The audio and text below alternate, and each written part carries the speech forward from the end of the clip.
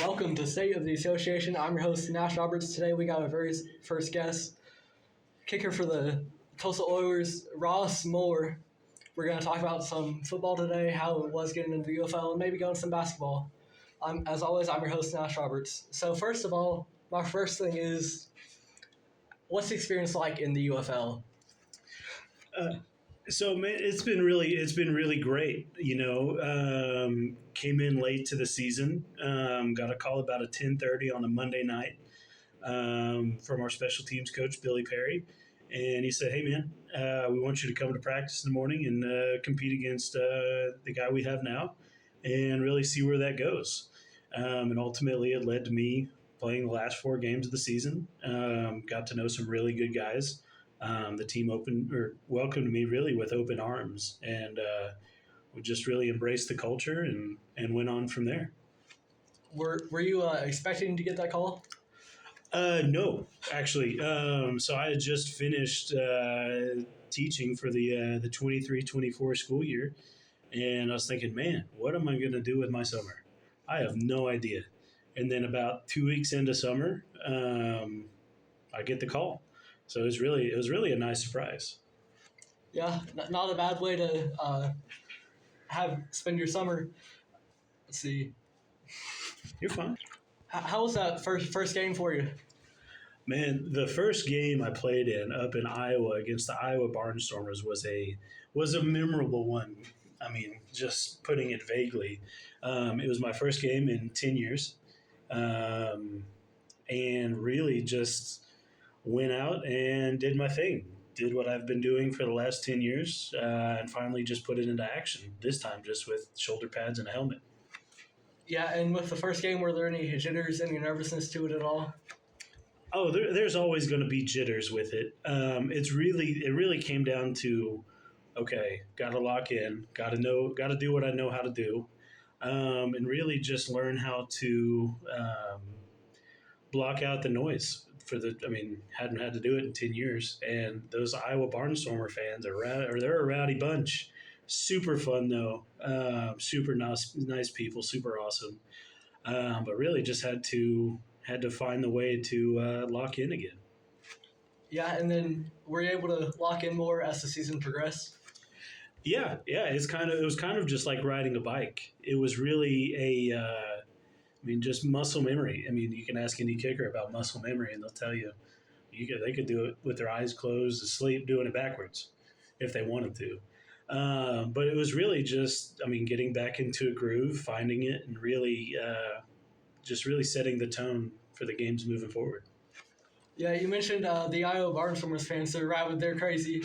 I've seen on the Indoor Football League page how they'll post like the fans of the week. Mm-hmm. Little championship belt they got posted there, and the Tulsa seems to win that quite frequently. Is there a different experience you get being in Tulsa as opposed to other arenas? Man, kicking in Tulsa was fantastic. Got to kick in front of friends, got to kick in front of family, and people that really asked me if where'd you come from? It seems like you just kind of came out of nowhere. It was like, well, I've always been here. It's just doing other things. And then going on the away side, that's really where our itch is really scratched, because we get to test who we are, how we do our processes, and really just having a good time with it. Hearing the people yell at you, whatever, but it's how well can you block it out. Yeah, there's some other guys on that team. I believe Trey Harvey is one they're local. So Is that different for you guys as opposed to someone coming in from maybe Kansas in terms of fan support, or just proud to be out there? Well, really, the fan support, it could be for myself, Trey Harvey, Josh Crockett, even now Calvin Bundage. It's going to be great, but the people in Tulsa are such a welcoming community. They see you as one of their own. You're an adopted member. You're a member of the family. And that's just what I gathered in the little time I had, just finishing up the season with them, is they welcomed anybody from any part of the country. Yeah, and then so in Tulsa, obviously, where you're located, the BOK Center, that hosts a lot of events. Mhm. Is it different for you now? Because I know when I've had a job, it's different. Like if I go to eat at a restaurant and then now I work at that restaurant, I don't know if I want to eat there that much anymore, right? So is it different for you going to the BOK Center if you're going for like an event as opposed to playing for the Tulsa Oilers? I don't know if I'll really ever see it the same. I know if I go to a concert there, it's going to be, man, I hit a field goal there. I tackled a guy against the wall there. And whatever I'll do, whatever I go to do there, I'll enjoy. But it's always going to be sitting in my mind, like, all right, that was a cool experience. Let's see if we can do that again. Speaking of cool experiences, what would you say was your favorite game for the past season? Man, really, to sum it up as a favorite game, I'm not 100% sure I could tell you just a straight up answer. And because I told myself going in, just cherish these moments. I mean, hitting my first field goal against Massachusetts, that was a big moment. Tackling my first player, gosh, in probably 10 or 11 years, that was an awesome moment. But really, I mean, I think game practice, I mean, it was really just enjoyable to be around the guys of like mind. And I mean, really all just shooting for the same goal of getting 1% better every day. You know, speaking of guys in a like mind and you coming in, you know, kind of mid-season, did the guys welcome you with open arms? How was the experience kind of joining later on? You know, it was an interesting one. I was quiet for the first couple of days, really just trying to get a feel for how everything was going to happen, how everything was going to shake down. And then really, I mean, one of the first guys that came up to me was Lex Rosario and Jordan Jones, just two welcoming individuals, and not taking it away from anybody else, but really, I mean, knowing the stature that those two have within the team, and really just welcoming, really hit home, and it really set the tone for the entire team. Because then after that, I mean, I was going up to all the guys. Just, I mean, we were talking football, we were talking life, how everybody's day was going, but really, I mean, we all turned out to be, I mean, great teammates.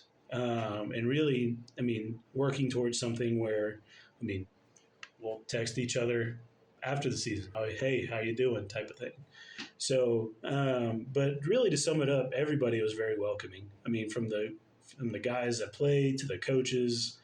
I mean, it was a very humbling experience knowing that these guys, as professional as they are, opened their arms, opened their really the team up to somebody who hadn't played in 10 years and was really just looking to really trying to make an impact. And I mean, we all made an impact as a collective group.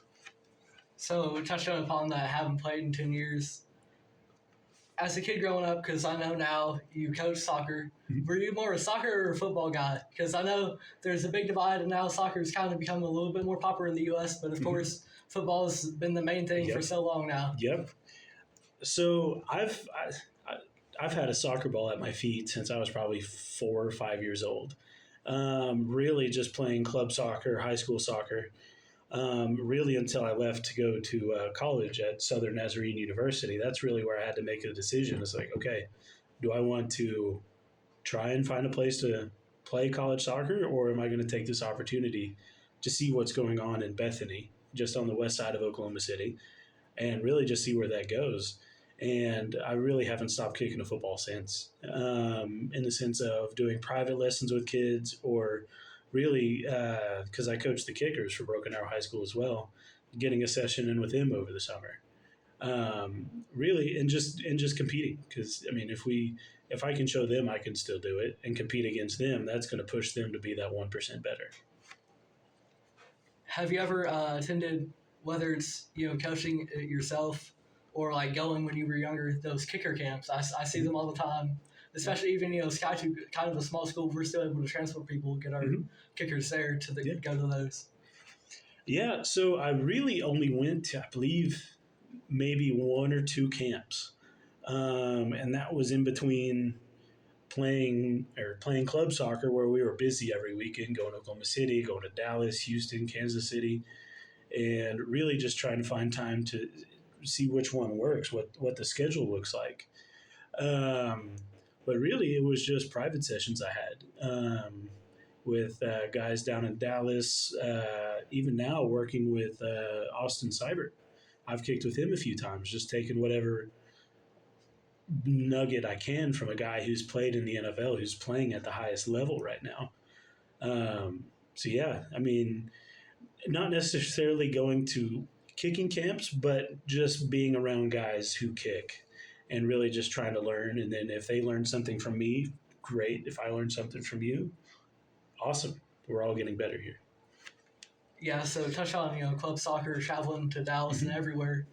A lot of the flack the U.S. gets in terms of their pro soccer system and amateur soccer system at that to develop the young guys is that over like in Europe, pretty much anywhere, as long as you're on this earth and you're young, you can play soccer in some capacity. Right. But the U.S. they adopted more of a pay-to-play system even for their youth. How do you feel about that and the development?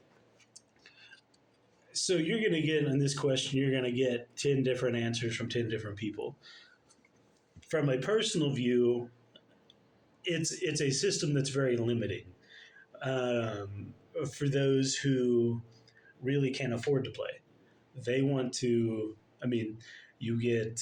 especially when you get into high school ball, that's really the only time a soccer player gets gear without really having to do any monthly dues or, you have to go through a tryout. But a lot of the time, the jerseys are already there, depending on how old they are, if they smell right, because some of them don't. But really, it's a very limiting system, and it's not very inclusive because a lot of there are some athletes out there that haven't been discovered. It's just they can't afford to play the club system, and then really look to getting exposure through there if they want to get. If college coaches are looking, or really anywhere. So yeah, that's kind of my opinion on that. It's one that has its perks, but those perks are for a very select few. Do you keep up with the MLS going to the pro level? Do you keep up with that much? So with the MLS, I keep up with Inter Miami. That's where Messi's at. Messi's one of my favorite players. Been great for so long and still doing it to this day on the international level with Argentina, and really getting the exposure in Miami to all sorts of cultures. So really, yeah, Inter Miami. You've got Kansas City. But really, I like the USL where FC Tulsa is. Oh yeah, it's more of a homegrown.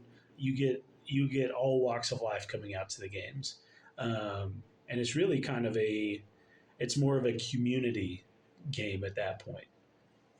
Yeah. Speaking of Messi going to Inter Miami, do you think something like that? How much do you think it helps the MLS long term? Like, obviously, it's going to get more attention on it short term, but long term, how does a guy like that coming in affect the league? You also saw it with Cristiano Ronaldo almost. There were rumors he would go to Sporting KC that ultimately didn't work out.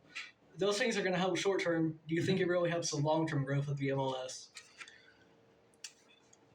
Yes and no.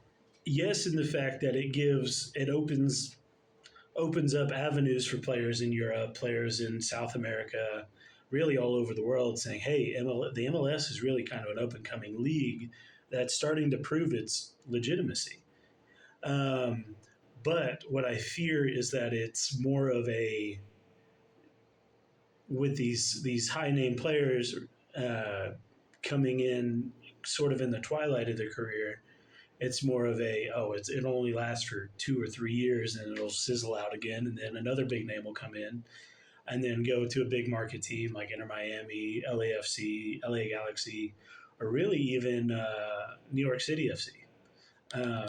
Just sort of, I mean, yes and no. I think it's good for the game. It's good for people to start getting exposed to it. But for the long term business side of it, it'll have its ups and downs for sure. Do you think that there's a good balance to be found between developing homegrown guys in the MLS and bringing in international players? Because we see it in stuff like the Premier League. Yeah, they're going to bring in stars from everywhere, but they're also going to have their own homegrown guys, especially in a country like England where it's just so popular. Do you think there's a good balance to be found between that? Yeah, because what those international guys are going to do is they're going to help bring the level up of the homegrown guys. I mean, you can see it. The name escapes me right now. Another player, I think it's Kremeski for Inter Miami. Sort of a homegrown. He's been in Miami for a while, but the way that guy's played since Messi has arrived is just leaps and bounds. I mean, he's playing like he's fighting for a chance in another league across the pond. And I think that's another thing these international guys will do, is because everybody's going to keep watching him. Now, who's watching? Who's going to be watching that next great American player coming in? We've got guys in England, Germany, Italy, Netherlands, France. We've got them in all the big leagues in Europe. I think, I mean, in our last starting 11, playing in the Copa, we had guys, I think we had one MLS guy, and I think he was the keeper. So I mean, I think those international guys are going to help grow the game for sure. Switching over from the MLS back to football, I believe it was Brendan Aubrey of the Dallas Cowboys. We saw it go from the MLS to the NFL, and it seems like now there's more avenues for a kicker to get to the league. It used to be, you might get drafted in the 6th, 7th round, but most likely you're going to be an undrafted free agent. But now we're seeing guys from the XFL, from the MLS, maybe even from the UFL when that comes to an end, get shots on NFL rosters. How do you feel about that? Man, I think it's fantastic. Knowing that, because a career for a soccer player is not very long. I mean, I think the average is like 6 or 7 years playing professionally, and then you're just kind of done. Well, if you can take your talents of kicking a ball, I mean, the ball's shaped a little different, but if you can take your talents of kicking a ball and put on some shoulder pads and a helmet and do the same thing and prolong your career for another 6, 7, 8, maybe even 10 years, we've seen with Adam Vinatieri kicking into his mid-40s. I think it's fantastic. And now you've got guys coming over from Australia. You see the punters. And it's kind of an up-and-coming thing right now, but the Irish are starting to send guys over. Connor Mangan, who kicked for San Diego this year, Irish. Another guy he's friends with, he's kicking for the Saints right now, Charlie Smith, Irish, hit a game-winning field goal, his first NFL game for the Saints. I believe it was Arizona is where he hit it. And everybody's got a big leg, which is huge because it's just making the kicker a more versatile weapon when you can hit a ball from 60, 65 yards. And I read that the ball that Brandon Aubrey hit in that preseason game would have been good from 72, which is, I believe, 5 or 6 yards longer than Justin Tucker's. Yeah, I think Tucker's was like 67. Yep. So I mean, and Tucker's been doing it consistently for so long.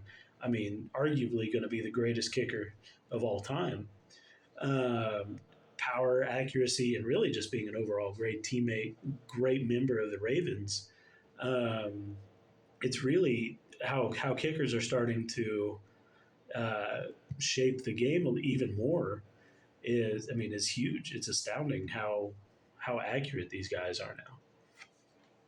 Are there any young kickers you're excited to watch going into this upcoming season? Man, that's really why I watch football games too. I don't have a team necessarily, but I've got kickers that I watch. Coaching high school football, the Sooners signed a kid from Moore, Oklahoma last year. Great kid, huge leg. He's competing for a spot right now. And really, I mean, not knowing names, but I mean, it's really what it really is it's just exciting to see soccer players move into kickers because I mean, the opportunity for a soccer scholarship is far less than what it is for football scholarship. So really, just seeing them open their horizons to, oh, I could just play another sport here, and really get another shot. But a kid I coached last year, he's at Coffeyville Community College now. Hunter Martins is his name. Absolute weapon, huge leg, 6 foot, probably 180 pounds, just a stout unit of a kicker. Going into his freshman year at Coffeyville, he's gonna be one to watch out for in the next couple of years. So that's really, I mean, the only guy that I can think of right off the top of my head. With the growth of soccer, though, do you think scholarships for that are going to be more of an opportunity for people, something that they can really achieve is a soccer scholarship, especially for certain schools? Do you think that's going to be more of a possibility in the future? Yeah, I think whether it be kids here in the States or kids coming from across the pond, you see a lot of foreigners coming in now and playing college soccer, which really, I mean, if anything, just helps make everybody better. I mean, from us with the States making them better, them making us better, it's really going to be the climate in college soccer is going to be interesting over the next couple of years, really just to see what talent turns out and where that talent goes. Yeah, you mentioned you don't really have an NFL team you root for. Do you keep up with fantasy football at all? You know, I've played for the last couple of years, and to the detriment of my friends, I pick a kicker first pick every year. Have to. It's either going to be Justin Tucker. I've picked Austin Seibert. I've picked Matt Prater. But yeah, from the fantasy side of it, yeah, that's really kind of my twist on it, is really shaking up everybody else and going for the kicker first. Man, I'm in 3 different leagues, and they're all in 3 different apps. We got one on Yahoo, one on Sleeper, one on ESPN. Mm-hmm. And, you know, kicking is a weird thing fantasy-wise because a lot of it, the points, people are going to make their PATs most likely. And most likely it usually comes down to the distance of the field goal. That kind of makes a difference. So sometimes you don't even get the most accurate kicker. You want the guy who's going to just be banging shots from outside. Mm-hmm. Do you think that also kind of reflects on sports culture in general? I feel like a lot of media nowadays is kind of highlight oriented as opposed to going into the analytics of like, hey, how is this guy actually impacting winning? Mm-hmm. Stuff like that. Do you think that's a big thing nowadays? Oh, for sure, because we gotta show the highlights. We gotta drive the ratings up. Guy with the biggest leg, guy with the biggest arm. I mean, those are what's going to drive the highlights. Guys that make the best catches. I mean, that's really kind of all you see now. Is when you see highlight shows, you see the big catches. You don't see the lineman down in the trenches protecting the quarterback to make the big throw, so the receiver can make the big catch. But yeah, I mean, that's really just kind of where it's at. Highlights, big arms, big legs, drive those ratings. Yeah, I think lineman is a really underrated, super important position, not just on the O-line, but on the defensive line as well. Mm-hmm. You might see a defensive end get a lot of attention, but most of the time the guys on the inside that set up the plays for that aren't going to get the recognition they deserve. Are there any people that stand out for you? Well, really, on the interior, the only name that comes to mind was just Ndamukong Suh. I mean, what a unit. I mean, nasty, gritty, just a football player. And that's really kind of that's who I associate with the interior D-line. Then you get guys like Aiden Hutchinson up in Detroit. I mean, the guy's an athlete. I mean, doesn't look like a D lineman, but he's got the reach, he's got the speed to really just take care of those tackles, really on either side. So yeah, I mean, my roommate in college, defensive lineman, played nose guard. Huge impact he had on the game, and really just kind of a thankless job. Yeah, it really is thankless because the D line kind of sets up everything. Because if you can rush the quarterback, you can make him get that ball out quick, and then the corners are already going to be on their guy, hasn't given him much time to get past. It really sets up everything. And on the O-line as well, you've got to keep your quarterback protected, especially nowadays with so much emphasis placed on the quarterback. What are your thoughts on just quarterback value in general, and also the market just going skyrocketing? We saw Jordan Love get a huge, highest paid quarterback in history. How do you feel about that and the overall value of the QB position in relative to others? Well, I mean, you're gonna see the QB is the face of every franchise. I mean, first person that comes to my mind is Patrick Mahomes. I mean, what an absolute quarterback specimen. I mean, we could talk about the behind the back throw he had this weekend on a bad route from Travis Kelce, where he just improvised, and luckily Travis is an athlete that made it happen. But I mean, you see all this money thrown around, and it's really warranted. I mean, you see guys.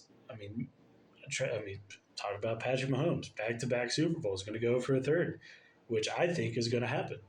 Mostly because that is a winning culture there that they've created. That's going to be hard to stop. And then you see guys. I mean, you see Russell Wilson been doing it for years. Caleb Williams really just trying to. I mean, the approaches he took pre-draft, you never saw in any player. So, I mean, the quarterback is going to be your driving really impact on a team, and really barring a few, I mean, the money they've been given is just really warranted. It's fun to see him. I mean, really just dominate games. So in the pros, of course, salary cap's going up, contracts are going up. How do you feel about the college NIL stuff? People staying in college extra long, get some more of that NIL money if they're not certain about their spot in the pros. Yeah, I think being a former college athlete myself, I can see why guys are pushing for it. I think it's great. I think it has its merit where, if done the right way and is set up to help long term, it's fantastic. But you also have the ability to blow it quickly. And then injury happens on the field, playing career's over. Man, I wish I didn't spend the money I was given through the NIL. But no, I think done right, it is something that could be generational for some families. Yeah, with NIL and just extra eligibility years, you oftentimes might see a fifth-year senior quarterback or a sixth-year even take the place of like a highly touted, maybe freshman and sophomore recruited, especially at the QB position. I'm an OU fan. I saw Dylan Gabriel come in. I like Gabriel, but now we're going with Jackson Arnold. I think it was handled well, but there's some situations that might not be handled well. How do you feel about that, them staying extra long and kind of hindering the growth of another? So I think, again, doing things right in a perfect world, I think it could be something that sets the younger quarterback up for success in the future. You see it in the NFL with a lot of these guys being drafted and sitting 2 or 3 years, like we had talked about Jordan Love. I think he sat 5 years behind Aaron Rodgers. I think it was 3. Yeah, something like that. It was an extended amount of time. For a quarterback drafted, you don't see really sit more than a year or two before he's the starter. And now he's dominating the league, like you had mentioned, highest paid quarterback in NFL history, and he played 1 season. So I think done right and with a willing upperclassman really kind of just show the underclassmen the ropes, whether it be on the field, especially in the classroom too, because we know the classroom will get you further than any playing career will. I'm a big advocate for that. I tell my freshmen that all the time. This game's only going to be around for a chapter in your life. How are you in the classroom? Are you a good person? You have good grades? You making friends? Really just being being something other than an athlete, I mean, I think that translates well to the college level as well. Showing, I mean, the do's and don'ts, the ins and outs of daily life as a collegiate quarterback, especially on in the Power Five Division One level. I mean, you're looked at as a professional essentially. So really, just kind of, I mean, the underclassmen take notes. That's all I can say. Upperclassmen, be that be that guiding light for the underclassmen, and really show them, I mean, how to be the best athlete they can. Talking about, playing career is only going to be so long. Mhm. How do you feel about just players taking perhaps pay cuts Mhm. for success? Mhm. Because ultimately, the career is only going to last so long. Mhm. Some players are going to prioritize like money above everything. Some players Mhm. are going to prioritize like championships, their accolades. Mhm. How do you feel about that? Is there a good middle ground there? You saw a guy like Jalen Brunson of the New York Knicks. Mhm. He missed out on $113 million extra that he could have got because he wanted to build a winning team in New York. Yeah, I mean, I think what Jalen Brunson did, I mean, it's more of it's a long term goal for him. It's a long term. He set his sights for the future. I mean, you could talk about Jalen Brunson. You could talk about Tom Brady, who really, I mean, who spent a majority of his career taking less money to build a great team around him. Um, I think, I mean, you got to get your money when you can. Um, but also, I mean, being that team player, you want to set your sights for that championship. Because nobody's going to care in 10 years what you were paid. They're going to care. Okay, you got the Super Bowl, you got the MVP. How are you as a teammate? How are your teammates going to remember you? I think is huge. So yeah, I think I'm pretty in the middle on that. Just saying, just be a good teammate, but also knowing like what you're doing is also going to set you up potentially for the next 2 or 3 generations. Talking about Tom Brady always taking pay cuts for, Super Bowls and everything. Mhm. One guy I thought was the opposite of that was Patrick Mahomes when he first signed his 10-year, $500 million deal. But now that looks more like a steal because you see a guy like Jordan Love, now he's highest paid. There's a new highest paid every offseason. So now Right. his contract aged a lot better. Mhm. And so I see it with, like, in the NBA, I don't know, a great example, but Tobias Harris. Mhm. They'll say, oh, he's really overpaid. He's on a 2-year, $52 million deal. Uh-huh. And maybe a little bit for Tobias Harris, what Right. he brings as just mainly a scorer. Pistons aren't really looking to be a contender. You don't need that much. Yep. But in general, I think, overpaid becomes relative to that year. And then year after year it becomes not as big a factor anymore because the salary cap just keeps increasing. Mhm. And all of a sudden, hey, they're the 15th highest paid quarterback in the league now. Right. How do you feel about that? You you hit it spot on. Overpaid is relative to the year that they're in. Because I mean, I was under the same impression. We saw Patrick Mahomes 10-year, $500 million. Well, holy cow! Like what are the Chiefs thinking? They can't keep this run up forever. But now we're what 2 3 years into the deal, and he's I think he's made their money back quickly. Not just on the field, but off the field as well. Um, I mean, and then you look into guys like you look into the soccer realm. I mean, you could break it down weekly what those guys are making. I mean, you got some guys at 5,000 a week, so you got 250,000 a year. You've got some guys that are 2,000 a minute, 2,000 a day, and you think, man, like you just look at really the influence they have on the game that really warrants these contracts.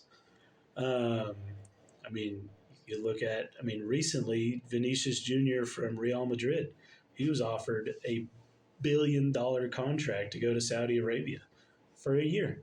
He can go back to Europe after a year, whatever. And I mean, part of that contract was, I mean, he'd be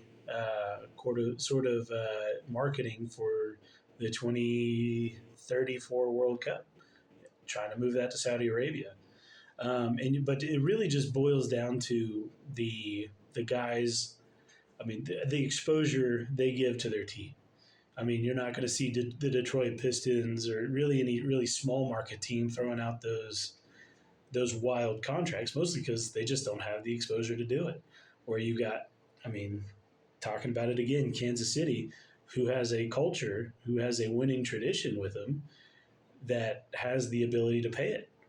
Granted, I mean, you got guys making the same amount of money over 5 years now as Patrick Mahomes' 10-year. But, I mean, like you said, that 10 years looking like a steal. It over the long run, I mean, we're looking at $50 million a year instead of what is it, 56, or that Jordan Love's being paid a year now. It's around that. Yeah. So I mean, the amount of money that's just being thrown around now with these guys' contract is wild. It's fun to watch though. These guys grow. Talking about exposure, a lot of times in sports, especially in America, the small market team will often get discredited in favor of the big market team. Even whether it's on the court, players are going to want to go to the big market team, or even off the court, like the media, they're more likely to talk about the big market team.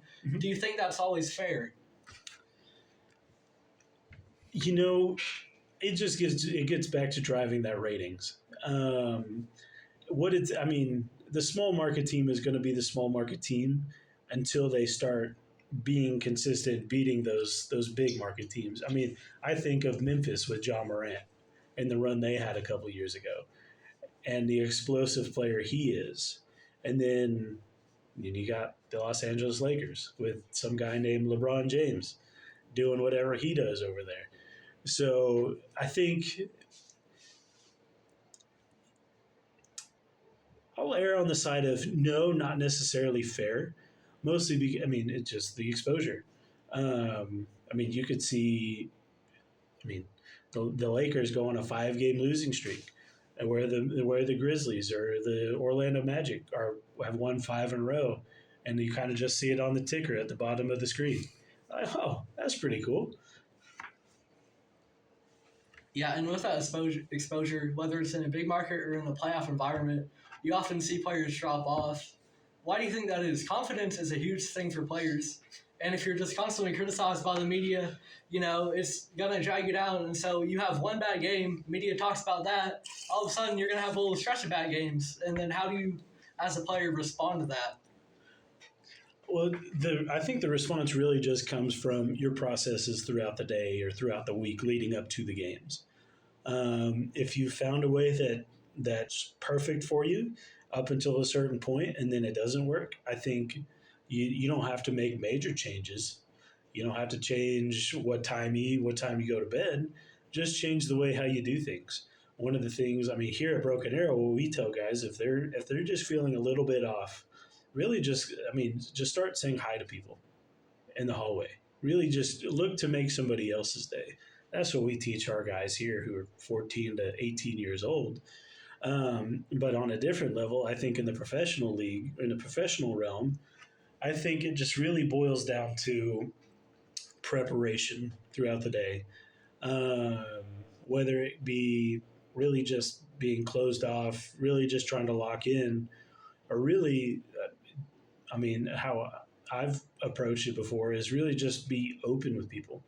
Not necessarily telling them your life story, but just go say hey to somebody. Ask how their day was. Another thing we tell them here at Broken Arrow is we don't really ask how their day was. We ask them what their favorite part of the day was. So it's really more of it's not an automatic answer. Oh, I'm doing well. It's, oh, well, I got my favorite thing for lunch this afternoon. Oh, cool. Did it feel right? Did it fill you up? How are you feeling? And they say, and it usually comes back to a really positive answer. I feel great. Had a gloomy morning. Had the lunch. Now I'm feeling better. Often in terms of being open to the public, a lot of times the criticism will be directed more if you skip the press conferences, skip the after post game show. How do you feel about players? Maybe they don't have a good game and then they decline to speak to the media. Do you think that's a good thing in terms of helping them stay focused on the game, or do you think by being open, it allows them to kind of process everything and be better in the next game? I think you hit it right on the head there. I think what it does is that it really helps them process the game, and not calling any like reporters coaches, but what they could bring up is a certain point in the game that the player really hadn't thought of yet, and they ask him something. Hey, I saw you had a turnover with 3 minutes left in the third quarter. What do you think led to that? Where the answer could be, well, working on, didn't see the open pass, didn't really see, really kind of the next phase of whatever they were going through. And I think that has a great effect on how they see their next game or their next pass. With me coaching, especially kickers, I ask a lot of questions with my kickers. If they hit a great ball, what did it feel like to hit the great ball? Where did it hit on your foot? What was going through your mind? What wasn't going through your mind? And it's just so when they go do something themselves and I'm not there with them, they can really, they almost self-coach themselves.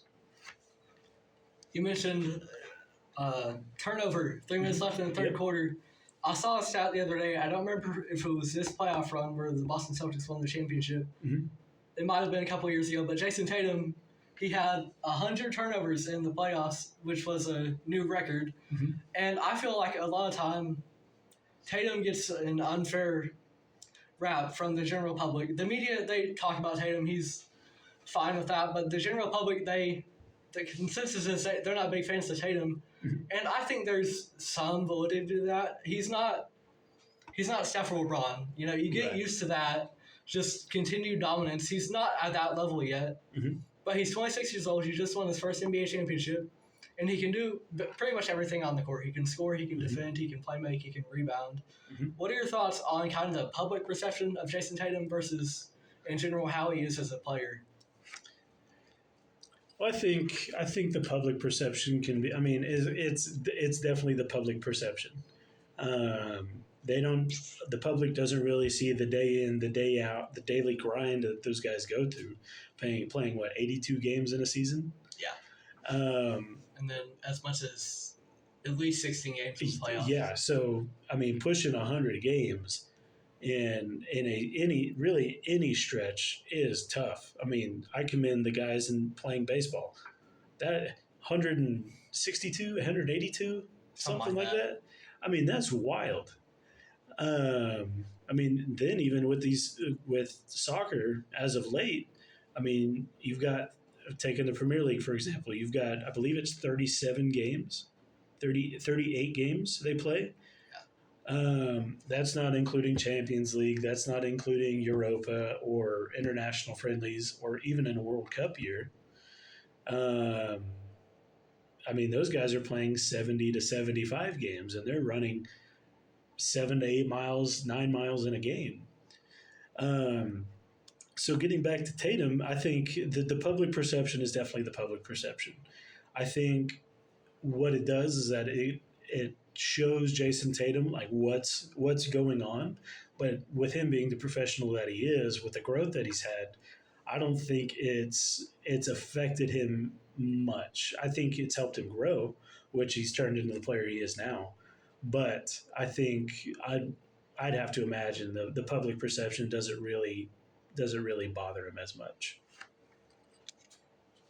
Continuing on with that a little bit, do you think something like the Finals MVP is anywhere near in the same stratosphere as important as just a championship? Because we saw it with Steph Curry. He only has one Finals MVP in 2022, and first year was Iguodala. Then KD repeated with those, and then Tatum this past year didn't win it. Do you think when we look back on a player, we're gonna say, "Hey, they didn't win Finals MVP," or are we gonna look at it as, "Hey, maybe they didn't win Finals MVP. Maybe they were just playing with another all-time great like Kevin Durant, and that's okay. They were still very valuable to their team." Do you think that's more important? Yes, from a personal standpoint, yeah. I mean, the personal accolades, they're great, but I mean, do you think of, I mean, going back to Michael Jordan, Scottie Pippen, I mean, those guys, I mean, I mean, Michael Jordan definitely brought those guys along with him. They were great. Michael Jordan was great, but their whole team was great. Um, so, does a Finals MVP, is it important? I think it shows who played the best in the finals, but who was the supporting cast? Who helped make them great? I think, really, any coach would look at it. I mean, you could look at Tom Brady. Why was Tom Brady so great? Yeah, he's a good quarterback. He's a great quarterback. What was his line like, though? Who were his receivers? Yeah, and even the defense, like if Exactly. they didn't have the best offensive game. Yeah, you would have their defense pull through. So I mean that's my viewpoint on it. I think it's definitely one that I think it's shared throughout a lot, throughout a lot of viewpoints. But yeah, I just think who is the supporting cast? Who helped make that person great, and who ultimately, led them to that championship. I think. Really the behind the scenes guys. Yeah, I think supporting cast wise, the NFL does a lot better job at marketing that. They market their product of football. The NBA, they more so market their superstars, and kind of everyone else, they're just kind of left behind. And I feel like in the NBA, especially because you're playing both ends of the floor, you're going to play offense and defense. And a lot of times, like the supporting cast, they're not really focused on at all. And it's just, this big superstar maybe didn't have the best game. Okay, who did have a good game? Who showed up for that? You see a guy like Jaylen Brown winning Finals MVP. I think something like that is really cool. And I just had a thought in my head earlier today. It would never be viable, especially now, because we just go back in history. We can't do it. But something I thought would be interesting is to have another kind of version of Finals MVP that maybe goes to, say, more of a role player that really showed up in the finals, as opposed to the superstar. They're going to have the counting stats, they're going to have the overall impact, but there's the role players that are just as important. I feel like something to show off that would be really cool. Yeah, no, I agree. It's it's a team effort. Really, any sport is really a team effort. And really just giving those guys really the recognition they deserve to get the team to where they are. Because the MVP wouldn't do it without the sixth man on the bench or the seventh. So I'm in complete agreement with you. Talking about the sixth man, those are some of my favorite players in the league. Just a guy comes off the bench just to score the basketball, put up maybe 18, 20 points a night, any given night. Maybe he can put up 30 on a good night. Who are some of your favorite players, like a Lou Williams type, to watch do that? Oh, man.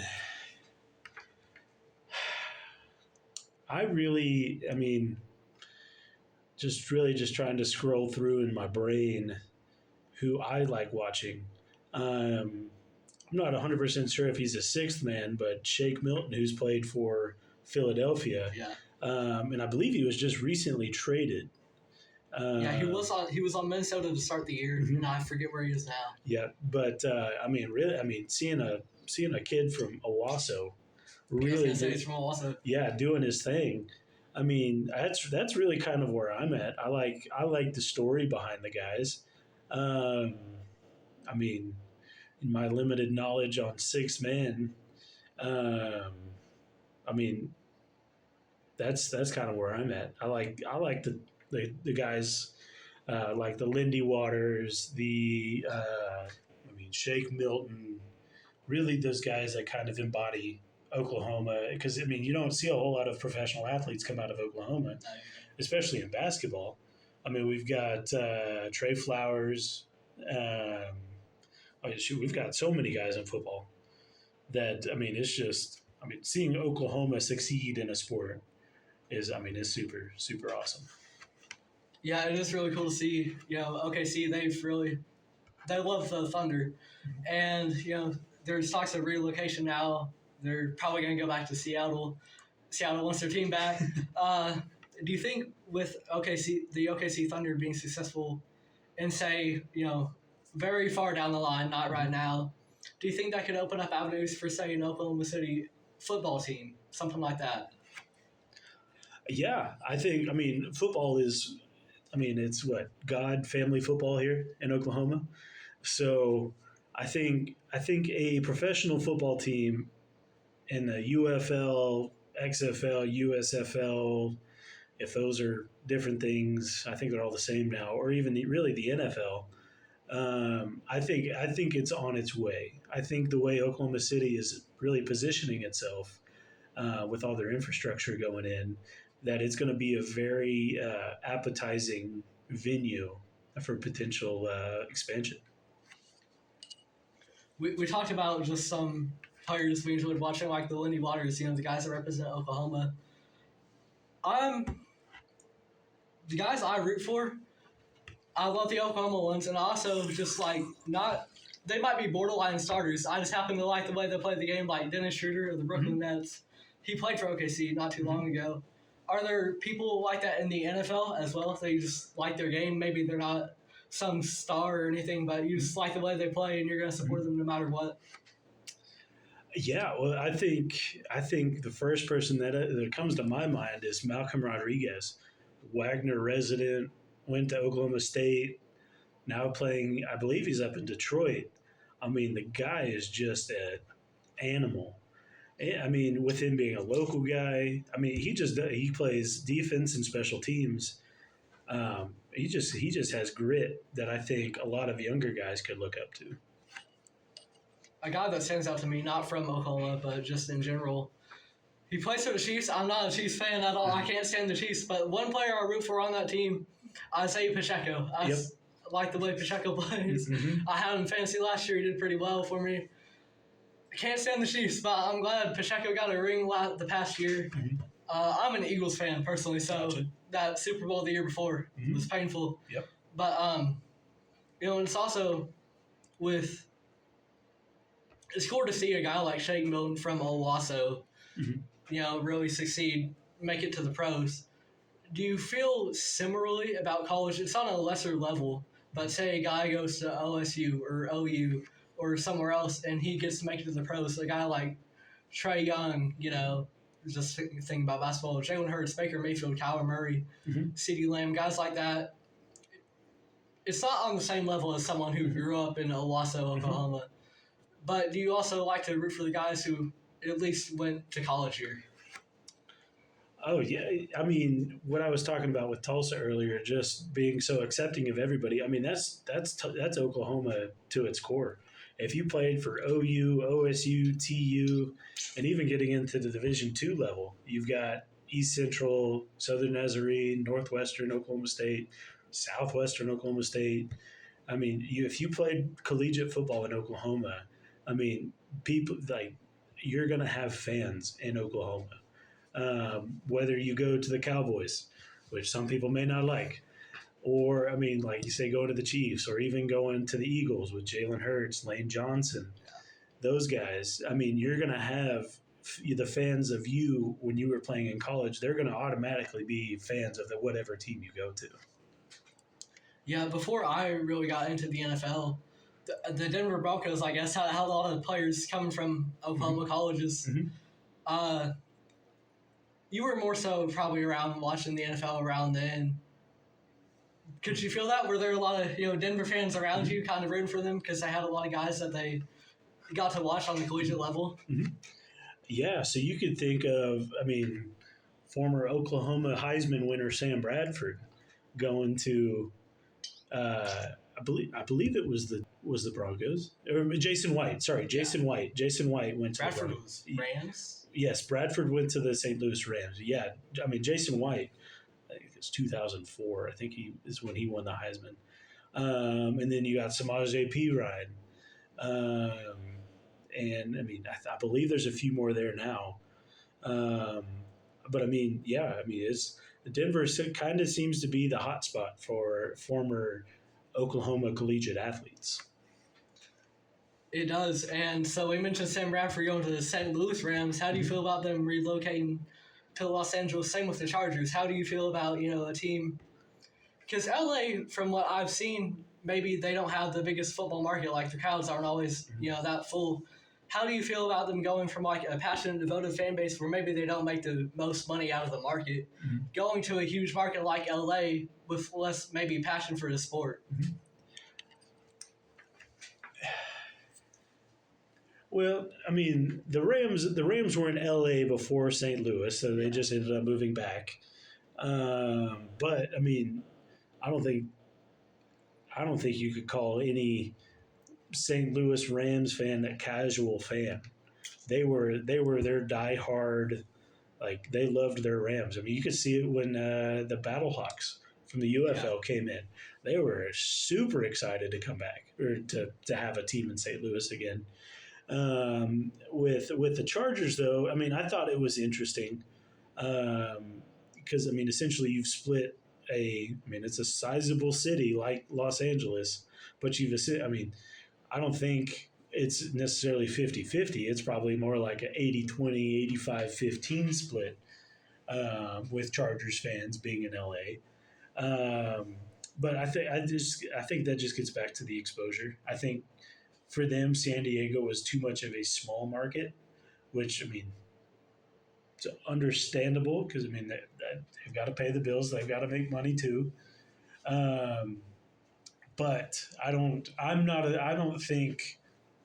I mean, the way San Diego or the LA Chargers are now in LA, to me it didn't make much sense because they left a devoted fan base to move to LA where the Rams had been there before, so they already had, I mean, maybe an older generation of Rams fans in LA, but I mean, you left a devoted, I mean, diehard fan base in St. Louis where they may have lost some fans since they moved back. Yeah, with the NBA, when they relocate or they expand, a lot of times they like to test out the place first, see how the culture of the city connects with it.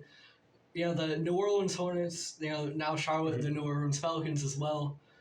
They've got a messy history. I can't keep track of it all, but they had I can't remember if it was a season or just like a game. They played in Oklahoma City, and then after that, everyone showed up for that. So then the NBA decided, hey, we're going to move to Oklahoma City, and so Seattle lost their team. A couple years ago, when COVID was a big thing still, the Toronto Raptors say they held their season over in Tampa. Do you think we could ever see, obviously the two main relocation center or expansion cities teams would go to are Seattle and Vegas. That's the two big NBA venues that they would want to go to. Do you think we could ever see Tampa? I think yes. Mostly Tampa already has an established sports fan base there. You've got the Tampa Bay Rays for baseball. You've got the Bucks. So I mean, why not make that trifecta? I think it just gets down to how well they market it, and then I mean, how well can they associate the other two teams with this new potential team?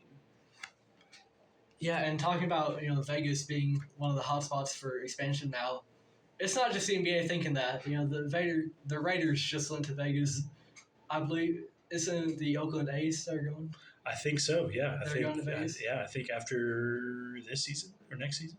But yeah, they're heading out. Yeah, what are your thoughts on the general trend being go to Vegas? Because a lot of times Vegas, that's more of a tourist attraction, I feel, as opposed to people that are going to be there week in, week out, and so I wonder how, the market is big, but how the market is going to be for sports.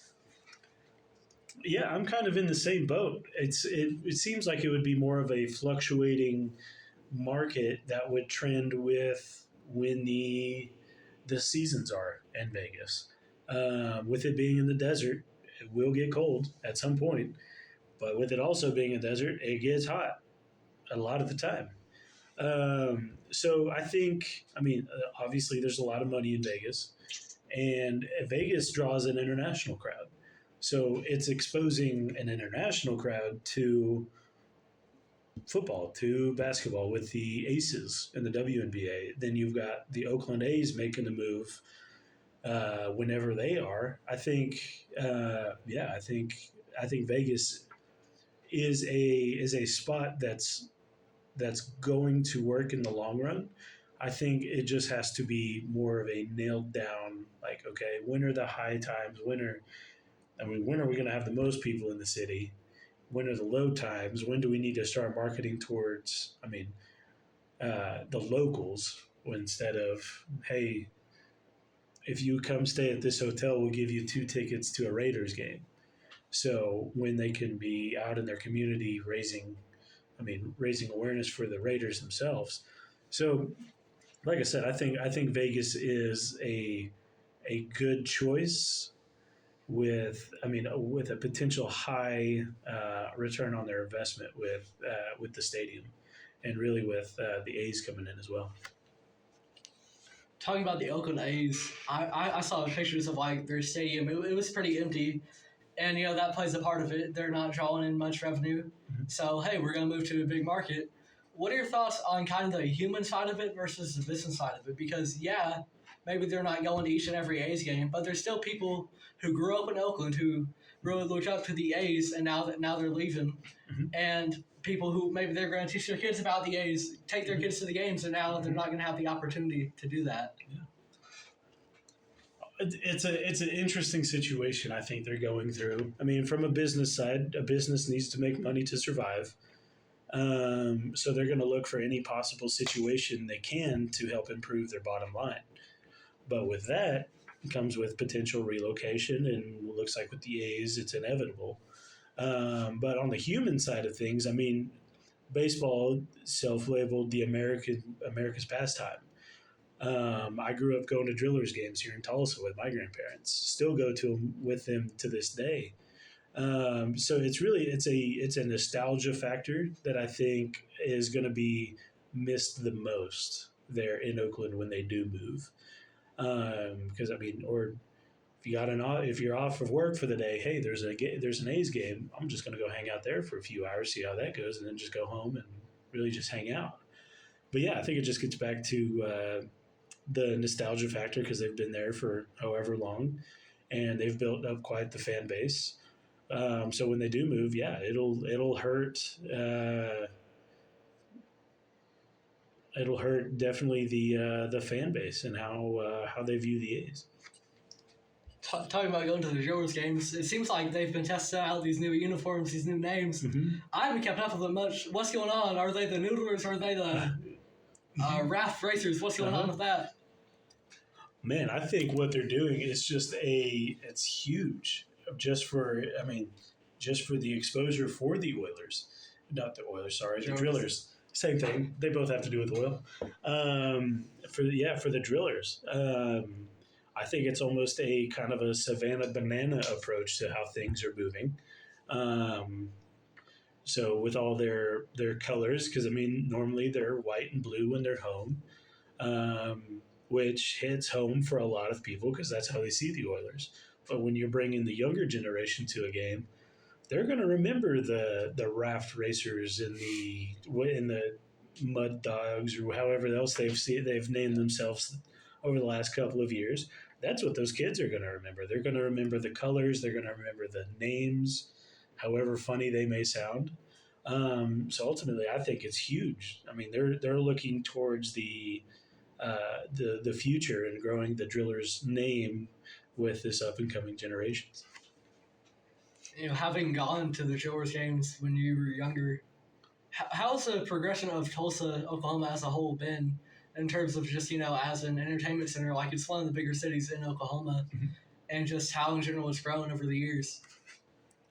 Man, being a Tulsa native, being born in Tulsa, raised in Broken Arrow, you've seen, kind of the revitalization of downtown Tulsa, more from a business district to a entertainment district with the restaurants that have moved in, with the venues. You've got the Canes, you've got the Tulsa Event Center, and the concerts that really even the BOK Center.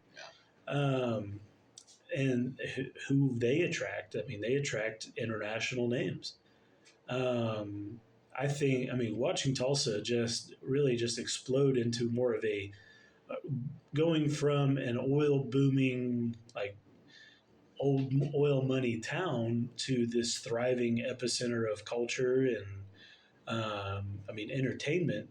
I mean that's driving people to Oklahoma or to Northeast Oklahoma with especially in Tulsa. You're talking about the BOK Center drawing in like these big international acts. Mm-hmm. I forget what day it was. It was some Saturday, I believe. But me and one of my friends, we saw the tickets for low. We made a last minute decision to go see Hosier at the BOK Center. Mm-hmm. We had no idea he was as popular as he was. Mm-hmm. The lines were backed up. We couldn't get out of there for a while. Uh-huh. And yeah, he's like the 42nd most streamed artist in the world, Mm-hmm. which that's huge for Tulsa, just the culture of the city. Yeah. And moving off of that, just some sporting culture. Mm-hmm. What are some dark horse candidates you could see for relocation? Because obviously everyone wants to go to Vegas. The NBA Mm-hmm. wants to go to Seattle. Mm-hmm. What are some later down the line cities you think would be deserving of teams?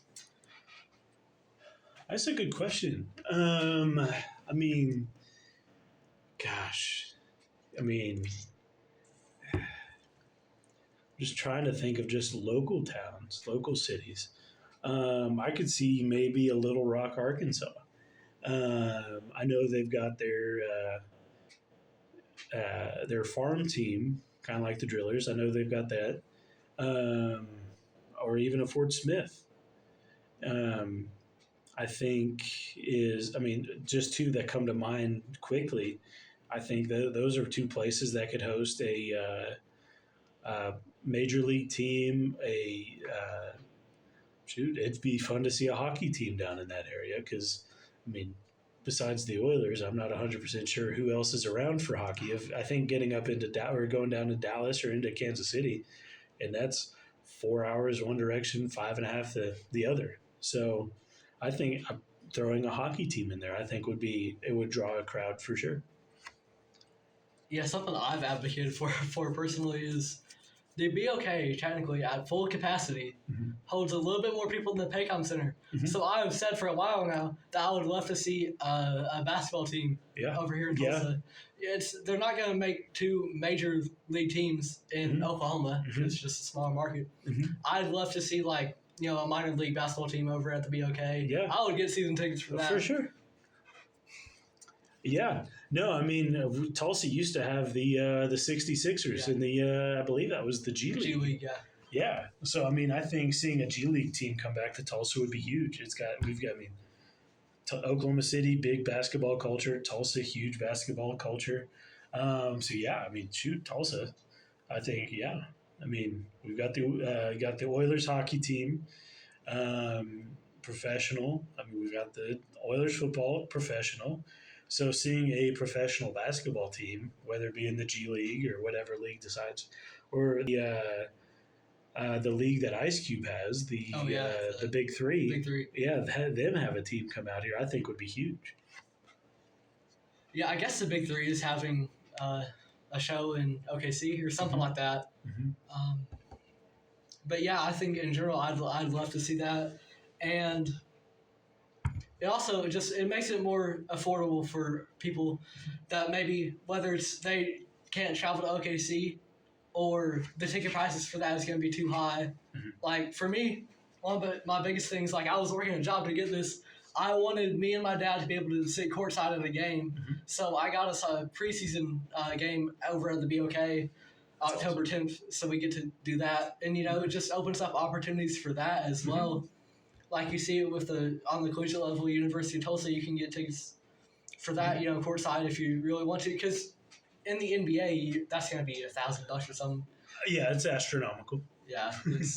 What are your thoughts on just the rising ticket prices in general? Because, I see the argument made with the Super Bowl a lot that it's not for football fans, it's for, big celebrities to go to and fans to watch on TV at home. Mm-hmm. Yeah, I mean, I think with those rising ticket prices, they're gonna. I mean, you go for the experience. whoever you may see at courtside at an NBA game or in a suite next to Taylor Swift. Who knows? But yeah, I think, teams are raising prices because people can afford to pay them. Yeah, I mean that's the biggest thing. If you can pay, they're gonna ask you for that money. Mm-hmm. In general, do you think the economy eventually is gonna go down as people kind of say, "Hey, I want to go to this event, but I just can't really afford it." Mm-hmm. And I guess Ticketmaster got kind of did they get sued for a monopoly? I think there was some litigation going on that because they were tacking on fees that they were technically allowed to at the time, and then people just didn't like paying the fees, so they stopped using them. So, yeah, the fees are crazy. Ticketmaster I used to always use SeatGeek because that would have including fees, mm-hmm. and then lately Ticketmaster added that so I can actually see what I'm paying for before. Mm-hmm. But what are your thoughts on kind of the monopolization of the industry? Because if you get an online ticket, that's going to be through Ticketmaster. Even if you buy it through a third-party app like SeatGeek, you're going to have to run it by Ticketmaster eventually. Mm-hmm. I think that's where everything's going, is more of that electronic, can't really go up to a ticket booth anymore. And mostly, I would have to, on the business side of it, it's just more efficient. Instead of somebody sitting in a ticket booth taking or giving tickets all day, they can sort of realign that person to another essential job in a stadium or a concert venue. So I think it's a necessary evil is not the term I'm looking for, but it's more of, I think it's just companies reallocating funds for somebody who was a ticket taker to really putting him somewhere else within the venue. Yeah, even with box office at the BOK, which they still have, Mm-hmm. It seems from what I've seen, that's still not for physical tickets. Like they'll get your number and then they'll text you the Mm-hmm. tickets. With that, do you think there's something lost in, say, the material, like having a ticket you can look back on, like, hey, I went to this a couple years ago, that was a really fun show, having something actually tangible to that as opposed to just, maybe a video on your phone? Yeah, because I think that's something that you get from the venue or wherever. That's something you can hold on to for a long time. That's got a story attached to it, where it's almost takes a life of its own, takes some sort of personality. Where if you look at a video on your phone, you're just looking at your phone. There's not a whole lot of sentimental value to it. Yeah, and it's becoming that way with music too. Like a lot of cars nowadays, they don't have a. You can't even play CDs in the cars like mine. I'm lucky enough it does have a CD player, but nowadays, you plug in your phone. I'm guilty of this myself. You plug in the phone on Bluetooth. That's your music. That's your radio. Mm-hmm. You tailor it yourself, and that's cool and all. But something like Spotify Wrapped, if you just listen to things on shuffle, you don't really listen to what you're thinking at that specific moment. Mm-hmm. And hey, these are your top 5 most listened to songs. You might not even be that attached to it just because. Oh, hey, I'll listen to that the most frequently. Mm-hmm. You don't know because it just happened to be on shuffle. And, I see now people, the trend is going to be towards digital media, mm-hmm. but there's some people now kind of reverting back on that and going to get vinyls and CDs. So outside of tickets, do you think there's some material to that as well? Yeah, I think, like you said, it's all going towards digital. I think more of kind of like a space-saving type of thing because you can always expand the memory on your phone. But yeah, I think it's I do it all the time. I do it going to work in the morning. I don't listen to the radio. I don't like listening to commercials.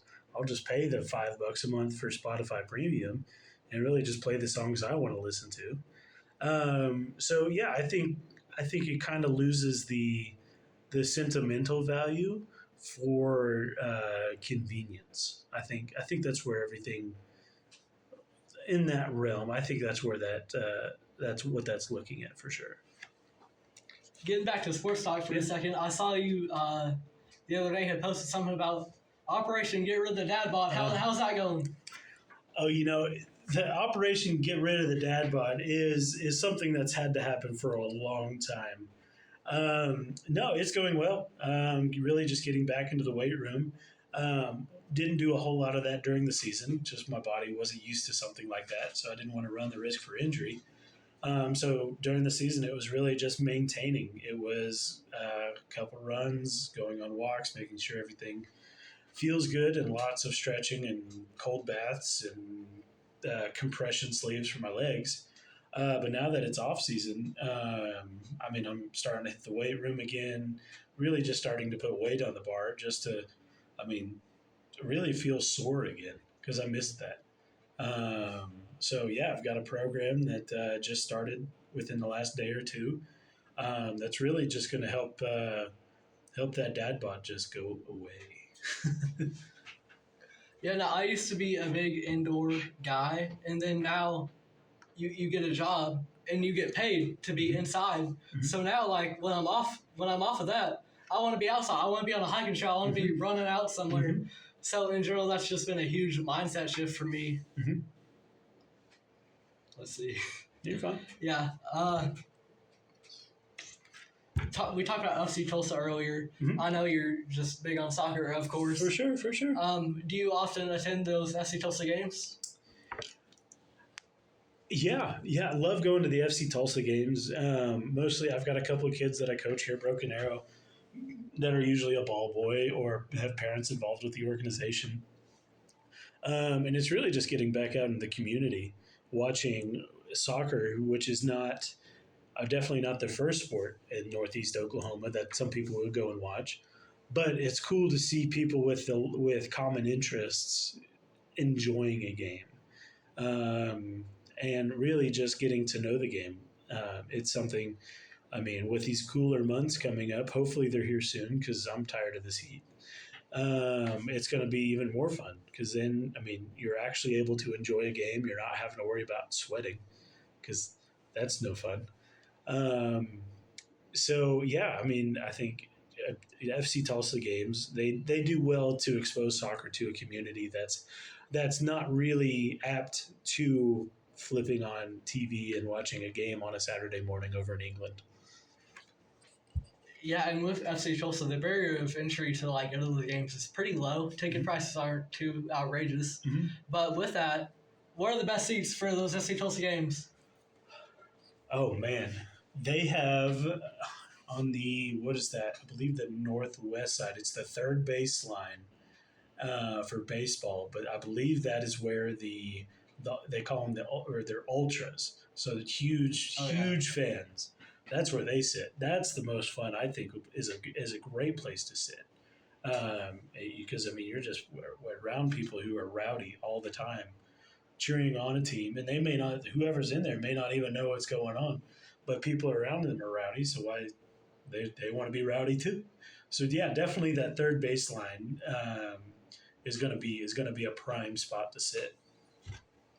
Yeah, I think with just going to a sports game in general, if you're around some fans that are going to be a little bit rowdy, mm-hmm. It's easier for you to open up and be open to that as well. I went to the Chiefs-Eagles game back whenever that was last season, and it was in Kansas City. Mm-hmm. But the section we were in was all Eagles fans, yep. So I was cheering them on. While if I was just surrounded by Chiefs fans, I would have been less likely to. Yeah, for sure. I saw the LA Clippers. They're getting their new arena. Mm-hmm. They're going to have just this big wall of fans, no barriers or anything. How do you feel about that? Do you think that's going to be a cool environment? Oh, I think that's going to be huge. Something I can relate that to is a team in Germany called Borussia Dortmund. They have a stand that is just people who do not sit down. They're up and moving for the full 90 minutes. They've got chants. They've got flares going. Not 100% sure if that's going to be allowed in the Clippers' new home, all the flares and such tomfoolery. But I think it's huge. I mean, it adds a different air, kind of a different perspective to fans that, you don't have to just sit down all the time and watch a game. You can be up and rowdy and really just cheering on your team. Yeah, and some, the international crowds for soccer especially, they'll show up and they'll be loud and rowdy and have all the flares. Mm-hmm. But I've seen that with basketball too. Like, just the international market is so different. Mm-hmm. Just in the USA, we're conditioned like, hey, you're not gonna bring anything in the stadium. Mm-hmm. You've got yourself, and that's about it. And so I think it's really cool to see just those international markets. How do you think the World Cup is going to be in 2026? Man, it's hard to say. It's an event where you're getting an international crowd from all over the world. So you're going to get a mix of cultures, you're going to get a mix of opinions, you're going to get a mix of just different viewpoints. But ultimately, I think it's going to work out in the benefit of the states. Just drawing such a huge crowd, really to,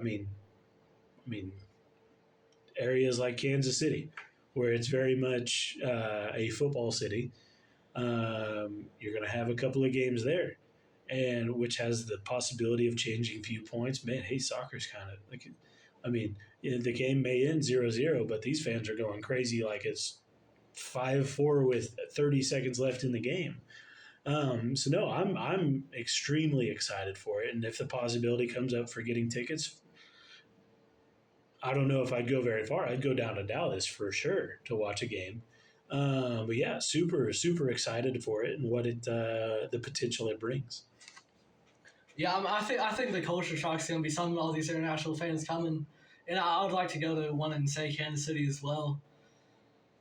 I think in general that's just going to be great for the U.S. in general. Like, we've seen a growing interest in soccer over the however many years now, and I think that's just going to catapult it even more. You see a guy like Messi come in, that got people talking. The World Cup is coming around now in a couple of years, so I think overall that market's just going to continue to grow.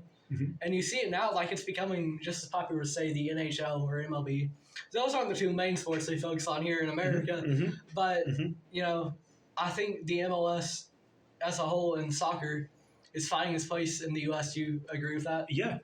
It's definitely working to find its niche, its foothold in it. It's something that, it's taking, some people would say, way too long to find its foothold. But I think it takes a mixture of just creative marketing and really just homegrown support for it. Because, nobody else around the world is going to get excited for the MLS if we don't. So we've got to show the support, really just for the guys out on the field, because they're the ones putting the work in and day out to really put a product on the field that you can get excited about. Yeah, I think homegrown is a big thing. Like, even just, with the Tulsa Oilers, guys like you, Trey Harvey, Josh Crockett, people are going to they're going to root for anyone on that team, but they're going to be more inclined to root for the local guys. They want to see them succeed. And in general, I think if the MLS was able to find its niche and just become more well received in the eyes of the public, it would do wonders for the league's credibility worldwide as well. Because now you see a guy, I forget his name, there was someone on Atlanta United, and they're like, oh, he's going to be a problem when he goes to like a top five club over in Europe. But then if the MLS, they keep producing homegrown talent that's really good, then, and maybe international guys come over as well because they see that, it builds up the league to have more credibility. And then all of a sudden it's not, hey, we're going to build up this guy, they're going to get real good, then they're going to lead the MLS. And then over time, it could maybe, become something of its own league as opposed to just a developmental. Exactly. Yeah, I agree 100%. It's something where it's going to have to be appealing for guys to stay throughout the duration of their career. Not something where either guys come in at the twilight of their career. The first one I can think of is really just David Beckham coming to the LA Galaxy in the late 2000s. I think it was like 2007. I think it was after the 2006 World Cup that he made his transfer from Real Madrid to LA. So I think really just marketing, or just however they have to structure it to just be appealing for not only just 2 or 3 years on the back end of a career, but for 6 to 7 years for a guy who's just not necessarily starting out, but just finding out what it's like to be a professional in America.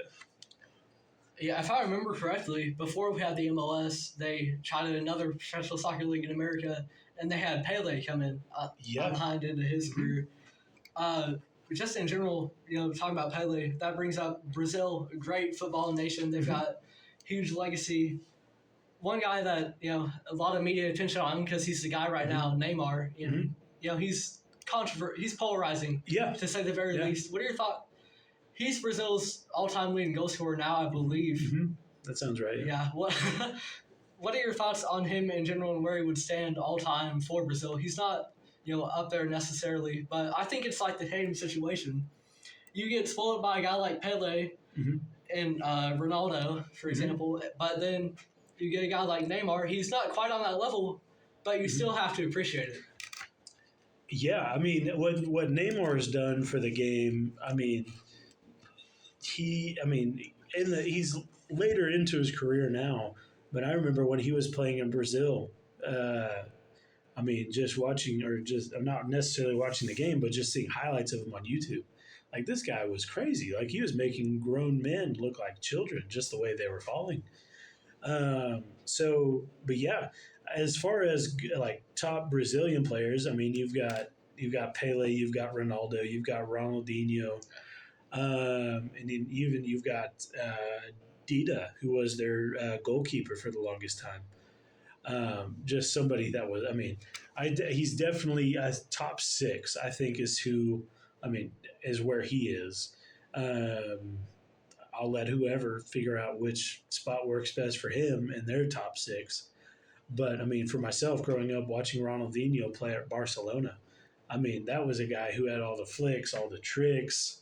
I mean, just making guys look absolutely silly. I mean, and what Neymar's done really on a global scale with his move from Barcelona to PSG, huge move, and then PSG over to Saudi Arabia. I mean, what he's doing there, I mean, I have a feeling I know what he's doing there. I mean, he's making his money when he can. So, but I mean, he's also growing the game there too. I think what he's doing is opening their eyes to who he is, what he's done, and really just bringing a team along with him. Yeah, I mean, talent-wise, he's second to none. I think overall, in general, his career is just more of a what if. Like, he's had injury histories, and with Brazil, the great football nation it is, you don't bring them a World Cup. You're not on that Mount Rushmore in Brazil. And then talk about going to Barcelona to PSG. That's going to be seen as a downgrade in terms of competition. It goes like on the hierarchy, it's Premier League, and then it's La Liga, and then a little bit more down is, say, something like the Uber Eats League in France, Serie A, stuff like that. And then, especially going to Saudi, I get why he's doing it. You say, yeah, he's making his money, right? But he's also, growing it. I think it's good. Bringing guys like him, Cristiano Ronaldo, Kareem Benzema, I think it will grow the sport over there. But in general, competition-wise, yeah, that's going to be seen as a downgrade. So even if you put up similar stats or like really good stats, people are going to discredit that. Like Ronaldo, production-wise, yeah, he's been really good, but just in terms of who he's playing against, it's not as well respected. And yeah, I think in general that's just a huge what if. Someone I'm really high on. We talked about the overpaid thing, how that's all relative now, especially in soccer. They don't have salary caps really. Yeah, the MLS does, I believe. Not. They've got a rule. A couple international players that you can pay them whatever, but generally the MLS has salary cap, and then internationally they don't. So this guy, Liverpool signed him a couple of years ago. Darwin Nunez. I was really excited for him. He's one of my favorite players to watch in general, but the stats, production, overall value hasn't necessarily been there. And there was a lot of criticism with the coach because he would get inconsistent playing time, and Klopp's gone now. So people are saying, oh, it's Darwin Nunez's breakout year. Are there any young, exciting players you're looking forward to seeing? Yeah, so for myself, I'm a Manchester United fan, for better or for worse. Yeah. I have a cousin who's been a Liverpool fan for years. But I mean, looking at Manchester United, you've got Alejandro Garnacho. That guy, he is a pacey winger who will make you look silly if you let him. And then, I mean, you've got another signing that United just had, Xerxes, came over from Ajax. I scored in his first game for Manchester United. Ended up beating Fulham 1-0. So he's another one I'm really excited about. And then even Kobe Mano, who plays in the center of the pitch for him. Just another guy who's super pacey, who's, I mean, an up and coming name, especially or for England and especially Manchester United. Yeah, so talking about just young guys we're excited to see. It's great when we get to watch them right now and boss them as players. Are there any players that in general you were excited for? Maybe actually let's talk about the media first. Are there any players, just whether it's soccer, whether it's basketball, that the media was really excited for? I don't want to talk about bust. We can talk about Anthony Bennett all day. Yeah. But guys that just didn't, they were still good. They just didn't live up to expectations. Are there any guys you would like talk about media-wise? Because we'll talk about personal in a second. Yeah. Media-wise, I mean, you can look at Chiefs receiver Kadarius Toney. Yeah. Because he got drafted by New York, so that's another big market. Out of Florida, yeah. So I mean, coming from Florida, coming from a huge SEC school with that amount of history, like you're touted to make an impact on whatever team you go to. And then kind of, I mean, he's done okay. He's not been the best. He's been around, and then now with the Chiefs, he's looking at being released. So I think Kadarius Toney, I think, is a good measure of not being a bust, but not living up to the hype. Yeah, there's one guy. I used to not be a big fan of him, but now I see that he does impact the game, even if his production doesn't quite show it. And he was quite touted, Jadeveon Clowney. Mm-hmm. You look at the stats, it's not all that impressive, but what he does for the game, I think it's really cool. Mm-hmm. And then basketball-wise, D'Angelo Russell, I'm a huge...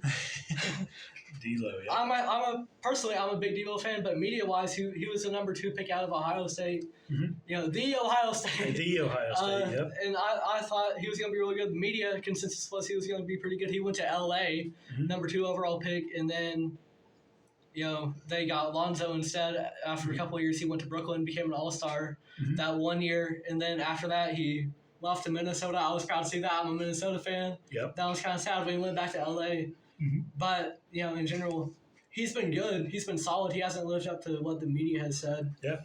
But going away from media, are there any personal players you thought were going to be really good and weren't busts, but, Yeah, I mean, you can look at a multitude of players in really any sport. I'm going to stick with soccer. I mean, you can look at Neymar. I mean, what he's done for the game has been perfect. I mean, he's exposed a different style or playing style, but I mean, yes, he won the Champions League with Barcelona. He won a couple of La Liga titles, but on the international stage, there was no World Cup, there was no Copa America that he helped bring back. He was always close, but it was really just finishing, whether it be him or the team, that really kind of hindered them from seeing that international success. Yeah, I'm sticking with basketball. Cole Anthony, I thought he was going to be really good. His second year, there was a point where he was averaging 20 points a night. He was in the running for most improved. And as a sophomore, that's really impressive because people expect you to improve. So if you're in the running for most improved, that typically goes to more of a breakout player in the third or fourth year. But he was in the running for that for a while, and then steadily his production dropped. And now he's back to more of a 6-man role. He's playing behind Markelle Fultz. I think he can still be a good scorer. He's averaging about 11 points a game now. I thought he was going to be a lot more than that. I thought we were going to be at the 20 point per game stage right now. For sure. Another guy I'm personally a huge fan of, but in general his game just hasn't adapted to the modern. Andre Drummond. Yep. I love Andre Drummond, what he brings to the table. Mm-hmm. One of the best rebounders we've ever seen, really. Mm-hmm. But it's just the rest of it. He's a solid defender. His offense it leaves a little bit to be desired, and that's just been the main issue with him. And I'm always going to root for Andre Drummond. There were rumors he might have gone to OKC at the trade deadline. If he did, I told my dad, "Hey, I will be going to the Andre Drummond debut game in OKC," but that didn't end up happening. He went back to Philly, I believe. Mm-hmm. He'll be a good backup big behind Embiid, but yeah, just in general, a player I thought was super great, and overall it just didn't work out the best. I think he made an All NBA team, a couple All Stars, but that's about it. Are there any other people, player wise, who haven't necessarily adapted, like they would be good for a different era as opposed to how they are now? Man, I'm going to stick with soccer on this one. I think Erling Haaland playing for Manchester City. I mean, that guy is dominating now. I think he would have fit in very well with the early to mid 2000s Premier League, where it was, physical. Guys, if you didn't want to get hit, like that wasn't the spot for you. That was where you were. A guy would be coming down you and you're running down the wing and try to take you out at the knees, and you hurdle right over him, and you keep going. You'll take a hit, or they clean you out, and then you get back up in their face, and then when they get the ball, you do the same thing to them. I feel like that's kind of the player he is. He's just big, physical, a definition of a forward who scores for Manchester City. You're talking about Haaland for Manchester City, of course. What are your thoughts on the lack of parity in a league like the Premier League? Do you think that's in general bad, or just should the competition just try to get better and always see what they can do and adapt to the continued dominance of a team like Manchester City? You see it in the NBA or just American leagues in general. Like, we'll have the draft, so that way the bottom teams eventually it all levels out. While you don't see that in stuff like the Premier League. What are your thoughts on the parity and lack of parity? Yeah, so I think in the Premier League, you've got owners who are worth billions of dollars, and they're gonna spend money on their team to make sure they stay at the top. And then so you've got teams like that, but then you've also got teams in the lower positions, lower leagues, where they're more of a, like, that is a town's team. Like they go to support whenever. So, you see teams spending. I think Chelsea has spent within like the last, year or two, spent $1.2 billion in players, and really haven't seen any success. Where you've seen Manchester City spending the ungodly amount they have. And you're starting to see success with them. You've seen success with them. They won, 5 of the last 6 Premier Leagues. I think Liverpool won in 2019. Yeah. Other than that, it's been Manchester City. So, and inevitably it'll transfer to them winning the Champions League at some point. I think that's where soccer's at for sure. So, talking about the Champions League, in your opinion, what's the biggest measure of success? Is it winning the big domestic league, or is it more so winning the Champions League? We saw it with PSG. I think it's a little bit different in the Premier League because that's seen as a top talent level in the world. Mm-hmm. But with PSG, when they had Messi, Neymar, and Mbappe, it's cool that you won the Uber Eats Full France League, but it didn't translate really to success in the Champions League, and that was why it was seen as a disappointment overall. Yeah, definitely winning a Champions League. That's most teams who qualify it. That's their goal. If they win their league, that's fine. Most of the time, it's expected for them to win their league. Yeah. But then you start going up against the top teams around Europe, I mean, you could have a top team. You could have Barcelona playing a team from Scotland or even Celtic. You could have them playing a team from Poland. Really, I mean, it's. I think definitely working towards. I mean, winning a Champions League. That's. I think that is seen as the. I mean, that's or underneath the European Championships, the Euros. I mean, that's the next best thing. Yeah, you see, it was like Bayern Munich as well. Like they're expected to win. If they don't, it's a big deal. Mm-hmm. I think in general though, it's about time to wrap up the pod. Is there anything you would like to leave our listeners off with? No, I mean I'm definitely thankful for this opportunity to talk with you, Nash. It's been great, and getting back to the Oilers. You never know when the whatever relationship you formed with somebody will prosper. It took a year and a half for me for something to prosper with the Oilers, and it ultimately did. And we'll see where that takes us from here. Yep, that's all for today. Thank you for listening. As always, I'm your host Nash Roberts, and it's been fun. It's been real. It ain't been real fun. It's been State of the Association. Thank you for listening. If you enjoyed this video, it would be great if you could find it in you to like, subscribe, maybe check out the full podcast on Spotify. Follow us on there. Follow us on Instagram. I know realistically this podcast isn't going to go anywhere ultimately, whether it's via the segments on YouTube or the entire podcast itself. But I want to get into the sports broadcasting business. I want to be able to promote thought-provoking discussions about the NBA, and I would love to do it via State of the Association. Thank you if you made it all the way through.